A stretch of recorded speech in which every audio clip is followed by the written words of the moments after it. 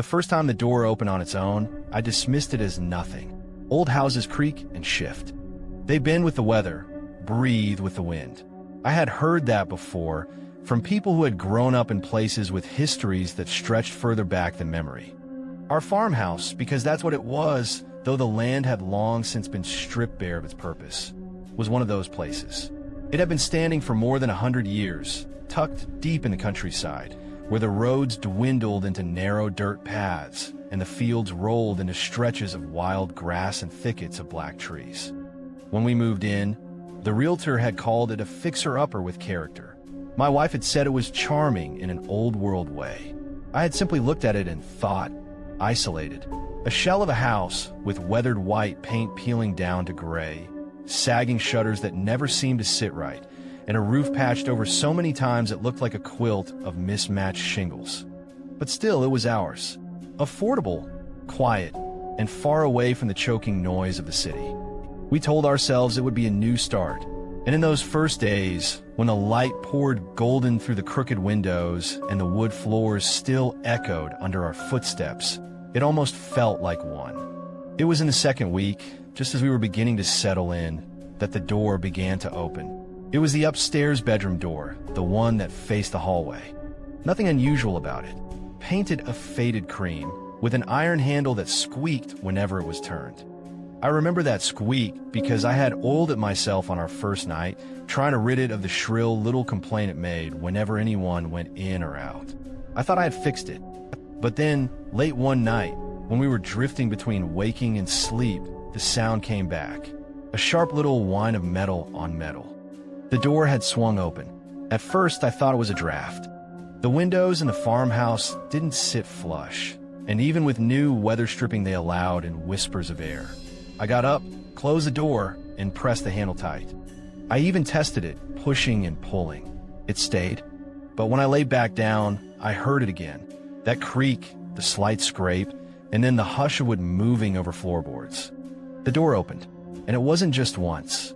It was again the next night. And the next, always slow, always deliberate, as if something unseen was gently pressing from the other side. I told myself it was the frame. Old houses shift. Maybe the hinges were loose. I tightened them. When that didn't work, I wedged a chair beneath the handle.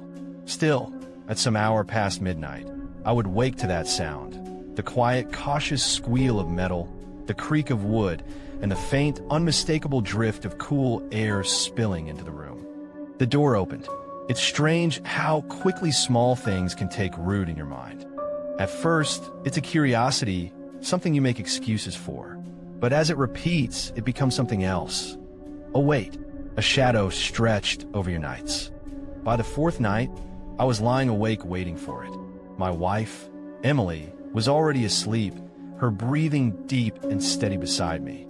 The moon cast pale light through the curtains, washing the room in that bluish haze that makes everything appear softer, unreal. I stared at the door.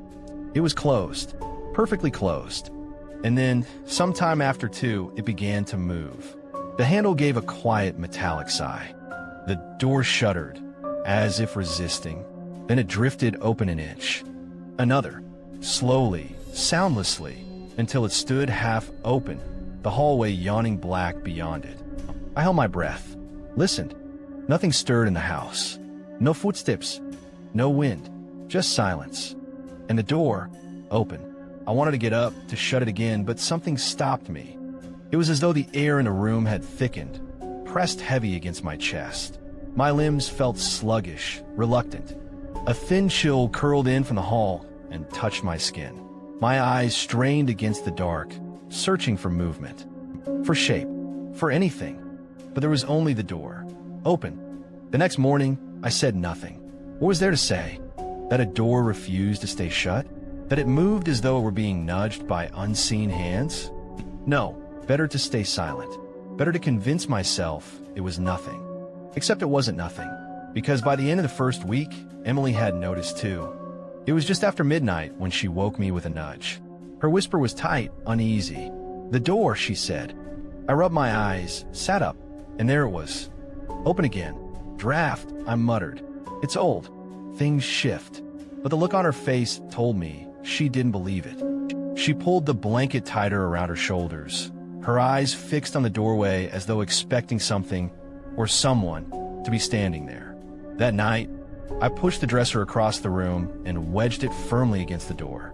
Wood against wood, heavy, immovable. I told Emily it would stop now. And for a while it seemed to, the door stayed shut. No creaks, no movement. We slept until the morning came and we saw it. The dresser, heavy enough that it took both of us to slide it, had been shifted. Not far, just an inch, maybe two, but enough to notice. Enough to know that something had tried. I stared at it, the pit of my stomach hollow. Emily said nothing. She didn't have to. That was when the unease began to spread. I started noticing small things during the day. A faint tapping, like knuckles on wood from somewhere in the walls. The feeling of being watched when I crossed the upstairs hallway, especially near that door. The way the air always seemed cooler by the threshold, even when the rest of the house was warm. At night, the dreams began. Strange, fragmented things. A figure standing in the hall. A whisper I couldn't quite make out. A hand, pale and long, pressing against the door from the other side. And always, the sound of the handle turning.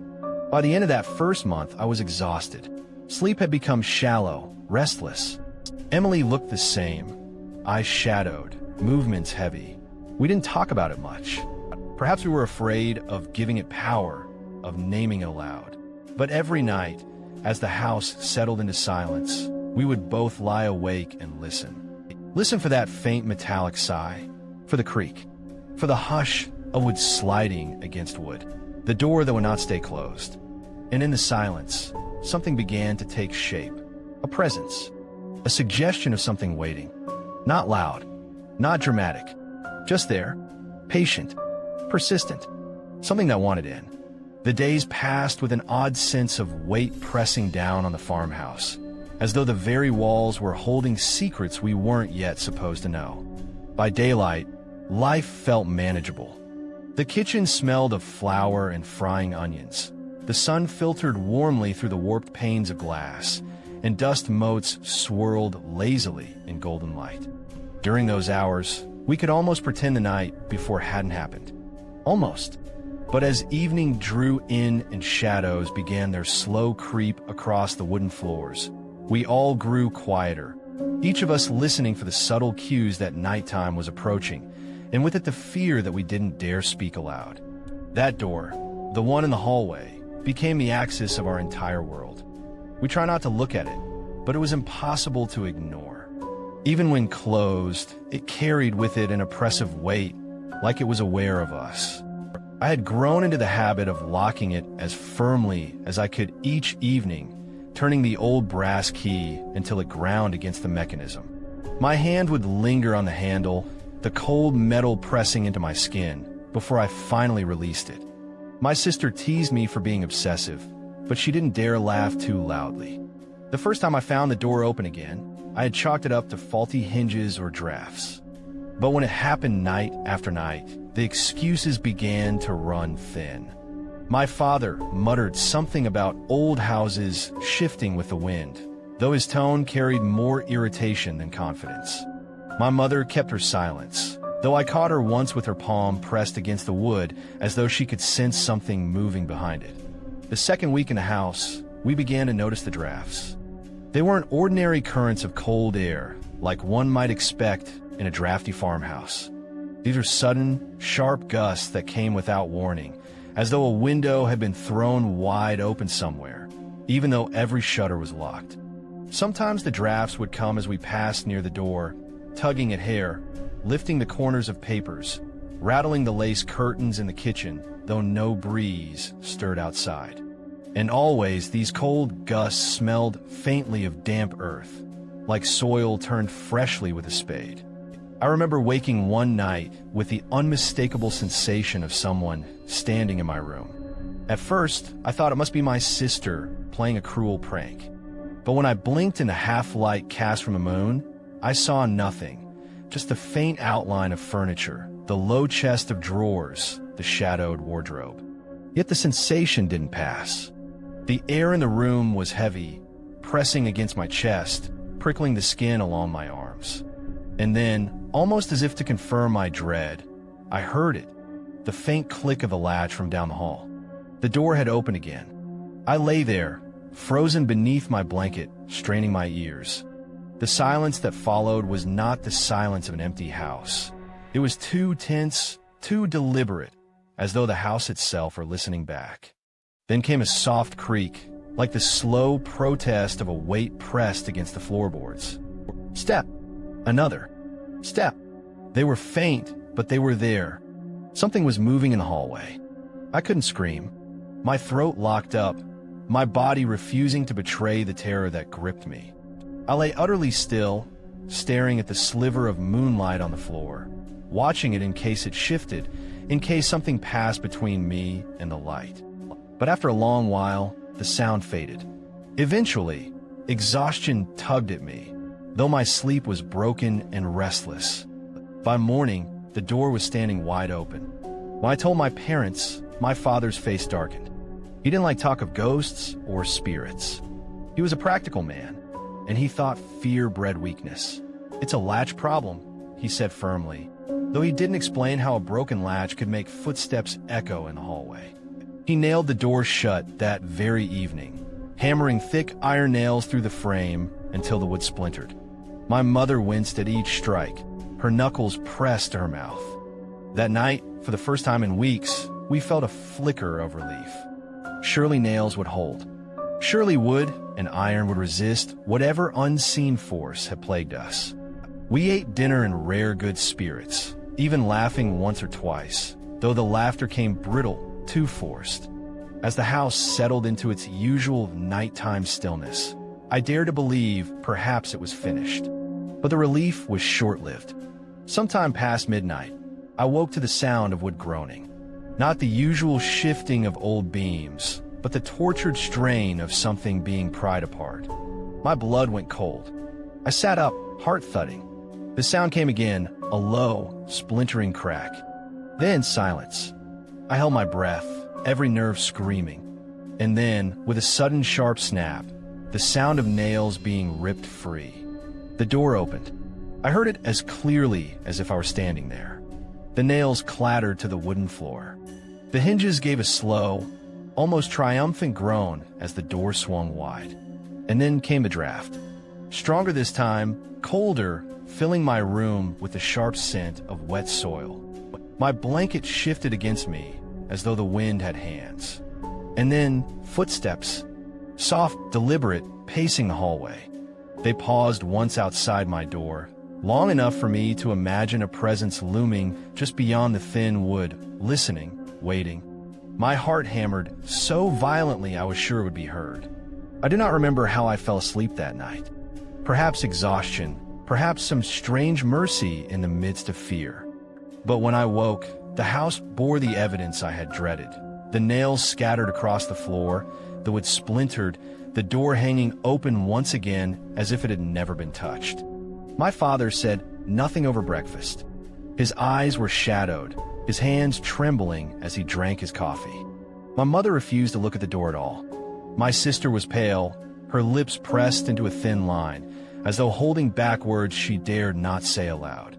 The days continued, and so did the nights. Every evening, we would find the courage to close the door, and every night it would open again, sometimes quietly, sometimes with a violent shudder that rattled the whole house. And the footsteps, they grew bolder. At first, they lingered in the hallway, hesitant, but soon they wandered farther, padding softly into the living room, the kitchen, once even into the bedrooms. I began to dread the nightfall with a heaviness I had never known before. There was one night I cannot forget, no matter how I try. It was late, and the moon was high, casting its silver glow across the wooden floor of my room. I woke to the sense of a shift in the air, that now familiar coldness curling into my lungs. My eyes flicked open. The door to my room, which I had locked myself before bed, now stood ajar. And in the gap, something moved, just the faintest outline of figure. Too dark to see clearly, yet undeniably there. The silhouette of a head, the slope of shoulders, the impression of someone standing utterly still, watching. My breath hitched in my throat. I blinked once, twice, praying the figure would vanish. But it remained. And then, slowly, the door opened wider. The figure stepped inside. The days blurred together in a strange rhythm of uneasy nights and heavy mornings. The farmhouse looked perfectly ordinary in the sunlight, its whitewashed walls catching the pale glow, its windows reflecting the sky as though nothing sinister stirred inside. Yet by the time dusk stretched across the horizon and shadows grew long over the cornfield, I felt the weight settle over me again. It was as if the house held its breath, waiting for darkness to fall, waiting for us to retreat upstairs so it could remind us that we were not its only occupants. The door had now opened every night for over a week. No matter how carefully I checked the latch, no matter how tightly I pressed it closed, the sound returned without fail. The soft scrape, the low groan, the pause of silence followed by the creeping swing. I tried to rationalize it, telling myself that perhaps the wood was warped or that the frame shifted when the temperature dropped. But the unease inside me deepened because I knew, with a certainty I couldn't explain, that it wasn't the house. It was something else, something deliberate. One morning, after another restless night, my younger sister Sarah spoke up at breakfast. Her spoon rattled faintly against her cereal bowl as she whispered, "I saw someone standing by the door last night." The words hung in the air like smoke. My parents exchanged uneasy glances. My mother brushed it off quickly, telling Sarah she must have been dreaming, but the tension in her voice betrayed her own fear. I said nothing, though my stomach turned cold. I had heard the same faint creak of footsteps the night before, the subtle shift of weight on the floorboards outside our room. Sarah's words confirmed what I didn't want to admit. We weren't imagining it. We weren't just fighting against a faulty latch. Something or someone was choosing to come inside. That night, the atmosphere shifted even further. The air seemed denser, pressing close, as though the walls had drawn inward. I tried to sleep, curling into my blanket, but the silence was sharp, every sound amplified. The faint tick of the old clock downstairs, the occasional snap of wood as the house settled. My heart hammered so hard that I thought the sound of it alone would wake everyone else. When the door opened, slow, deliberate, the hairs along my arms lifted. I froze beneath the blanket. Through the narrow slit of my half-shut eyes, I could see the hallway beyond, a stretch of pale darkness. For a long moment, nothing happened. Then came a sound, a soft exhale. Not my family's, not human in any way I knew. It was too deep, too guttural, like the breath of something trying to shape itself into a human rhythm, but falling just short. I squeezed my eyes shut. I didn't dare look again.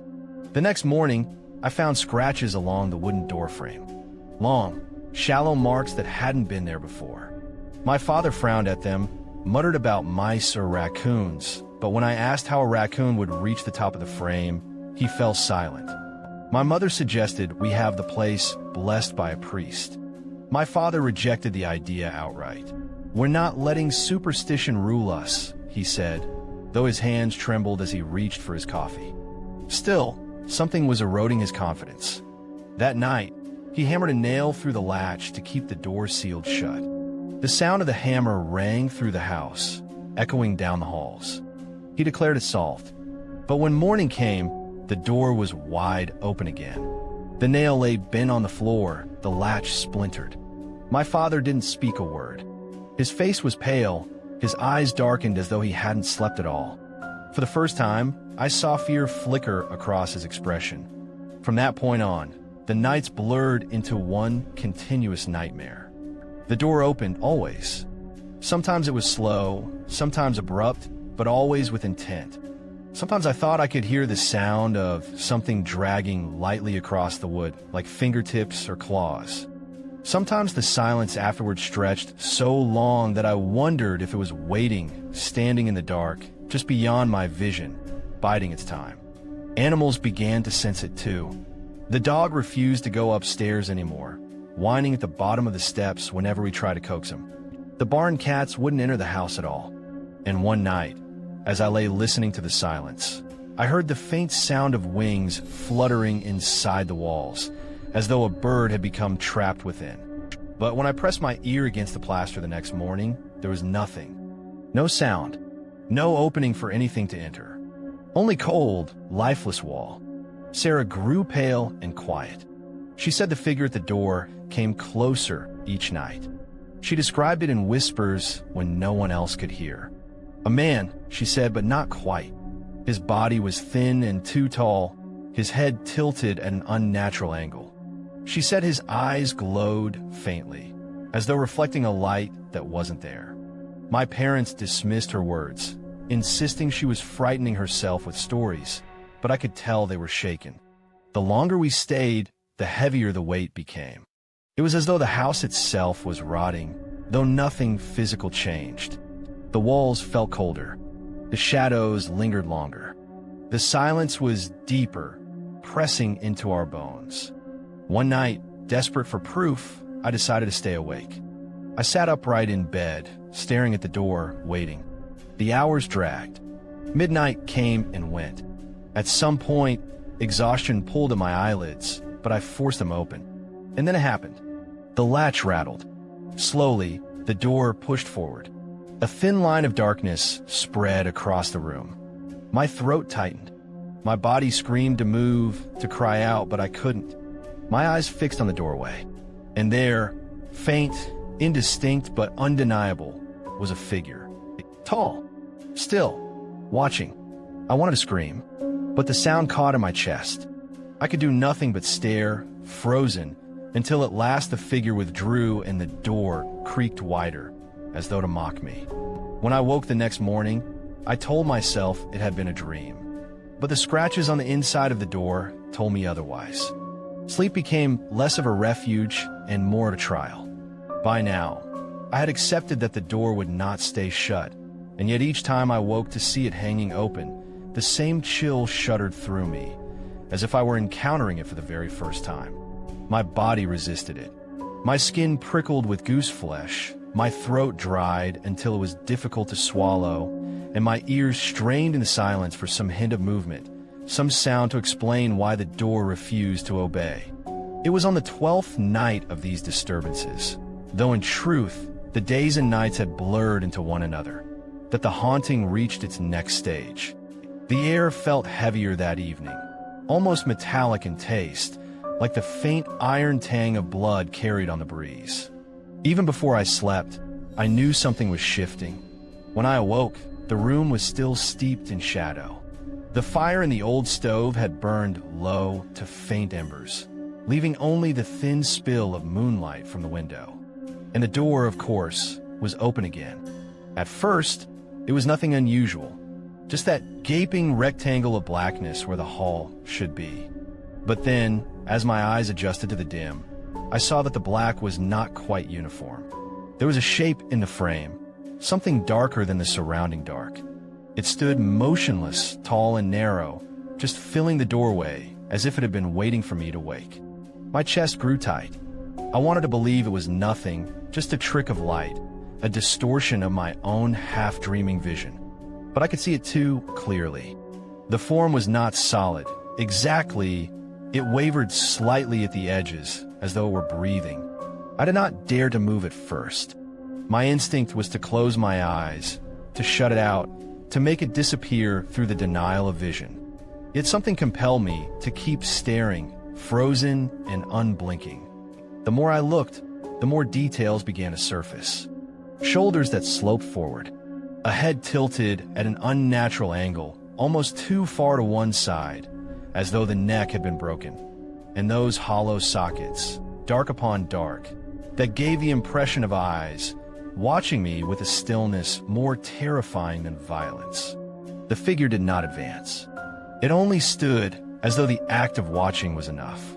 But the air had grown colder, far colder than any winter draft could explain. My breath began to fog faintly in front of me. Each inhale felt sharp, cutting into my lungs. The smell returned too, faint and sickly sweet, like spoiled fruit mixed with damp wood. Then came a sound, a slow dragging, somewhere from the hallway beyond. At first it seemed to come from far away, a distant shuffle like fabric brushing along the floorboards. But it grew steadily closer, sinking with the silence until it seemed to be coming from just outside the doorframe, as if the figure was not alone. My heart hammered in my chest, so loudly I feared it would give me away. Every instinct screamed to flee, to call out, to break the paralysis that pinned me down. But I could not. I could only lie there, staring, as the presence deepened. And then, slowly, the figure leaned forward. Not stepped, not shifted, but tilted, as though its entire weight bent at the waist, its head craning into the room. The motion was impossibly smooth, like watching a pendulum swing, yet it never made a sound. I bit down hard to keep from crying out.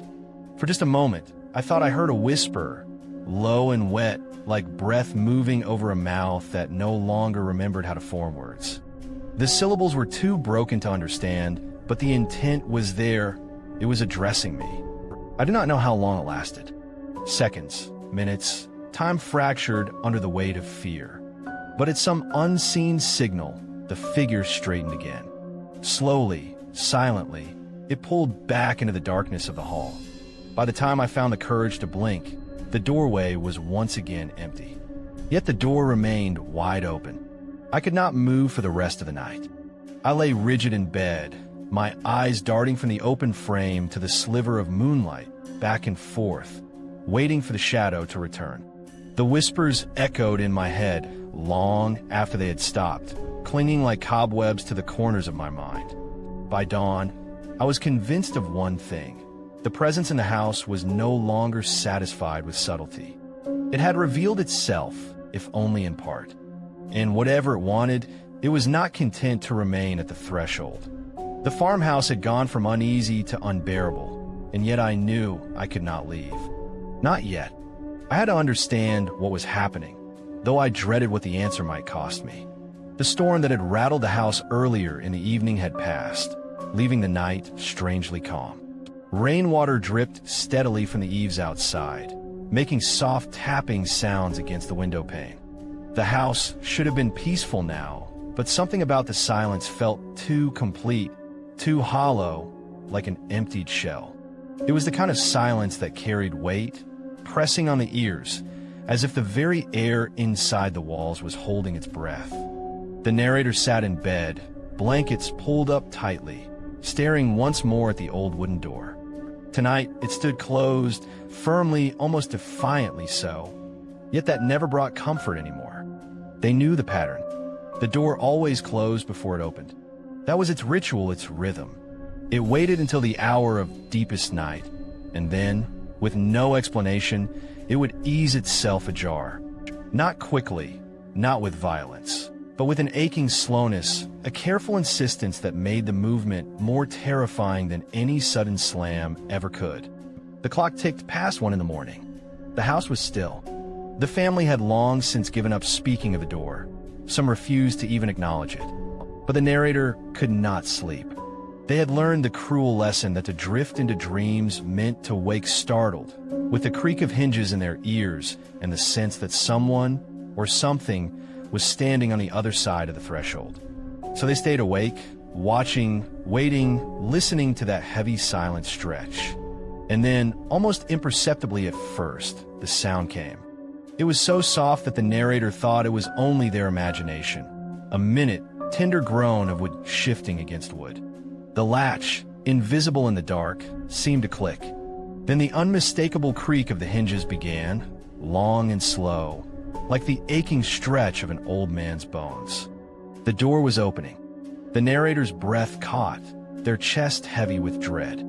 The door moved not with a push or a jerk, but with a deliberate glide, as though guided by invisible hands that knew exactly how much pressure to apply. Inch by inch, the blackness beyond the door yawned wider, swallowing the faint moonlight that bled into the room. The air grew colder, not the soft coolness of night, but a raw, bone-deep chill that carried with it the sharp tang of damp earth. This time, however, something was different. As the door widened to its usual mark, it did not stop. It did not pause half open, as it had so many times before. It continued, inch by inch, until the door gaped wide, fully open, exposing the yawning hallway beyond. The darkness was not empty. No, it seemed to throb, alive with a presence unseen but palpably there. And then, from that darkness came the sound. A whisper.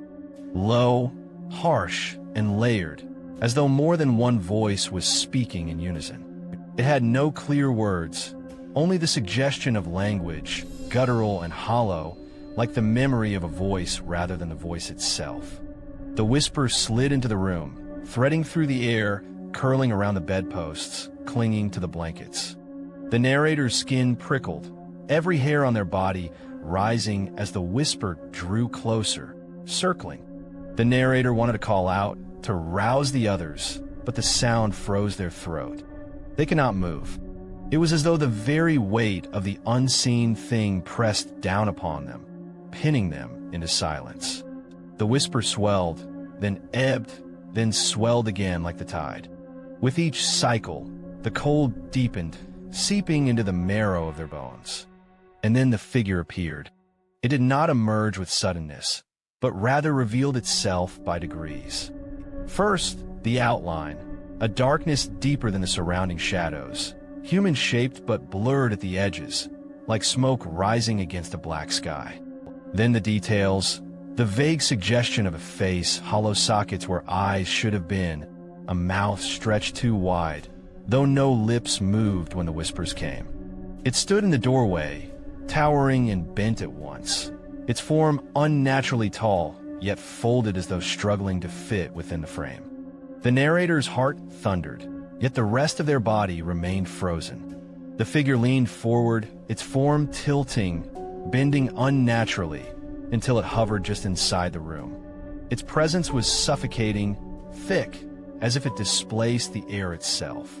The whispers grew clearer now, coalescing into words that scraped the mind more than the ears. We are here. We are here. We are here.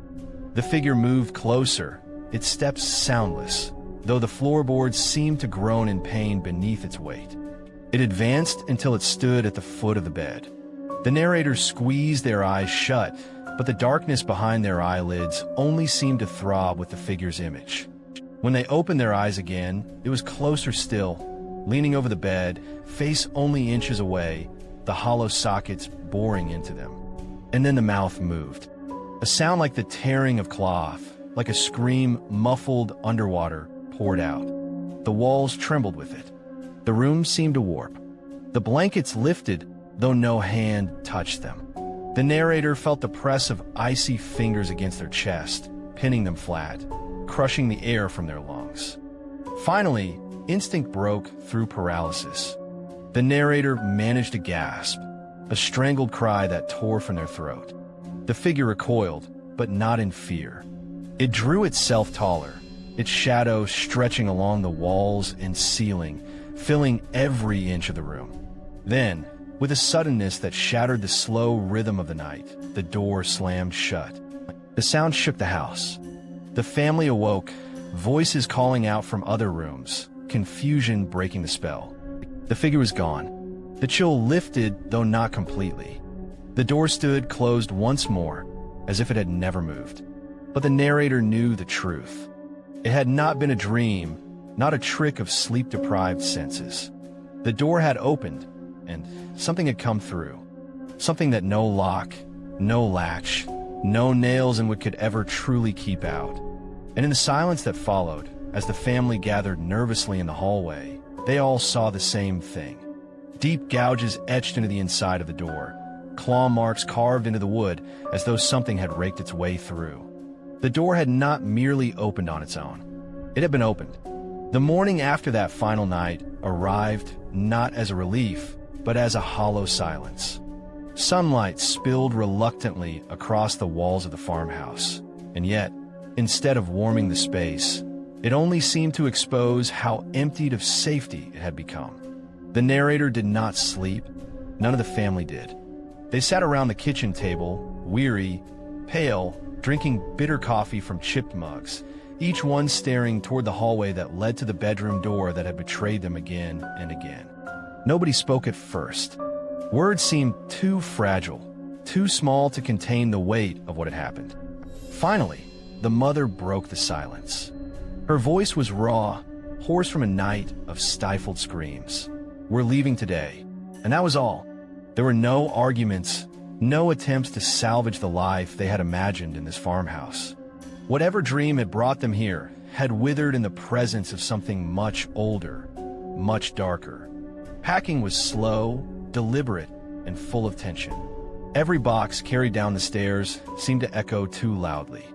Every squeak of the floorboards sounded like a warning. The narrator felt eyes on them constantly, not from outside, but from within the house itself, as though the walls had grown in awareness, as though the very air inside the home resented their departure. The old house seemed to sigh with each load of belongings removed, groaning like a disappointed host. The door remained closed that morning, but its presence lingered. When the narrator passed it for the final time, a strange compulsion tugged at them to touch it. They stopped, fingers hovering just an inch from the worn brass knob, feeling a faint chill that seeped into their fingertips. The door seemed to hum softly, as though alive, as though waiting for acknowledgement. But instead of giving in, the narrator pulled their hand back and walked away. Behind them, as they descended the stairs, a faint click sounded, as if the knob turned ever so slightly on its own. By midday, the car was packed. The family did not speak much. The children sat in the back seat, their eyes hollow, their gazes fixed on the floor.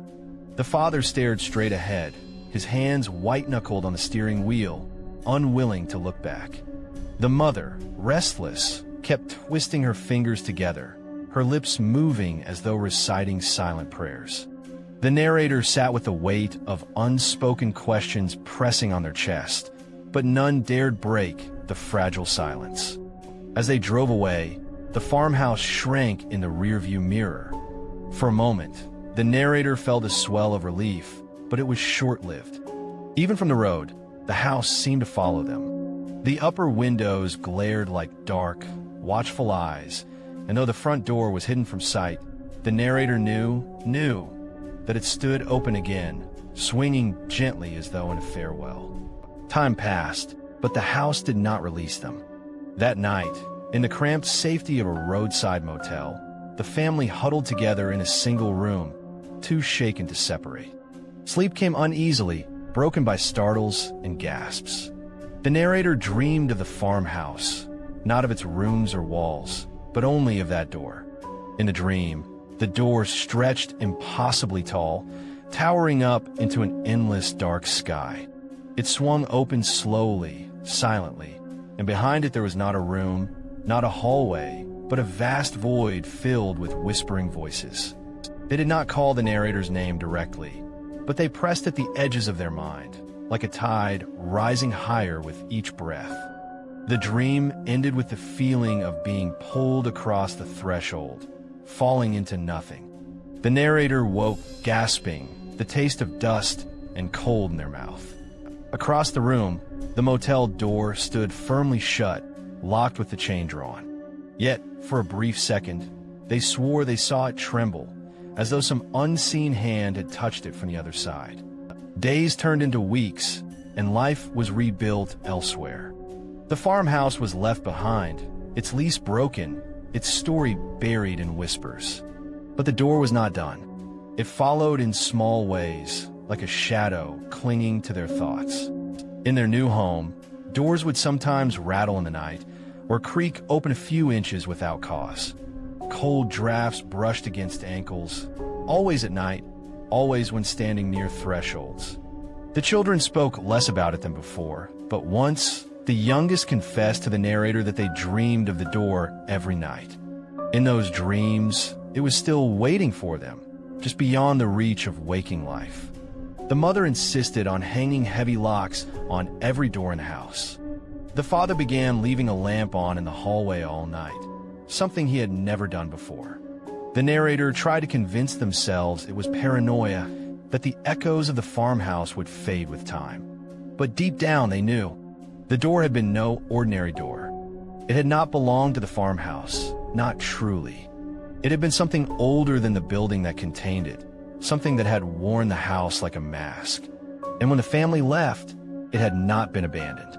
Because doors, after all, are not bound to walls or wood or hinges. They are thresholds, and thresholds are everywhere. Years later, long after the farmhouse had crumbled into disrepair, long after weeds had overtaken its porch and its windows had shattered in storms, the narrator passed through the town again. They could not resist driving by the property, though their hands trembled on the wheel as they approached. The house still stood, though it sagged under its own age, a carcass of timber and shadow. Its roof was bowed, its walls leaning, yet somehow its front door still remained. Even from the road, the narrator could see it. It hung slightly open, just as it had the day they fled, unmoving in the still air. The narrator parked the car, heart hammering, and stepped out, feet crunching against gravel and weeds. They could feel the pull, stronger than ever. The house did not speak, but the silence around it felt thick, purposeful. With every step closer, the narrator felt the air cool, as though stepping into the shade of something enormous and unseen. When they reached the porch, they stopped. The door was only a few feet away now. Its wood was cracked, its paint peeling, but the knob gleamed faintly, untarnished. The door stood open just enough to reveal darkness beyond. No dust, no ruin, just black, endless, and waiting. The narrator should have turned back. Every instinct screamed to leave, to walk away and never return. And yet, their feet carried them forward. They stood before the door one last time, staring into its hollow mouth. And in that silence, the truth finally settled into their bones. The door had never been theirs to escape. It would always be there, in one form or another. In every doorway they crossed, in every dream they wandered through, in every night they dared to close their eyes. A doorway between what they could understand and what they were never meant to see. With a shiver that ran through marrow and soul alike, the narrator turned away.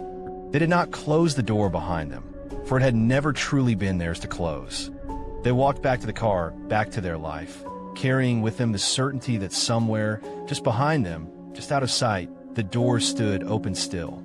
And it always would. The farmhouse is gone now. Perhaps someone else will build where it once stood. Perhaps they will notice, on some restless night, that their bedroom door does not stay closed. Perhaps they will hear the faint creak of hinges, the hush of whispers behind the threshold. Perhaps they will think it is nothing until it is too late. And if you ever wake to find your door standing open in the night, no matter how tightly you locked it before you slept,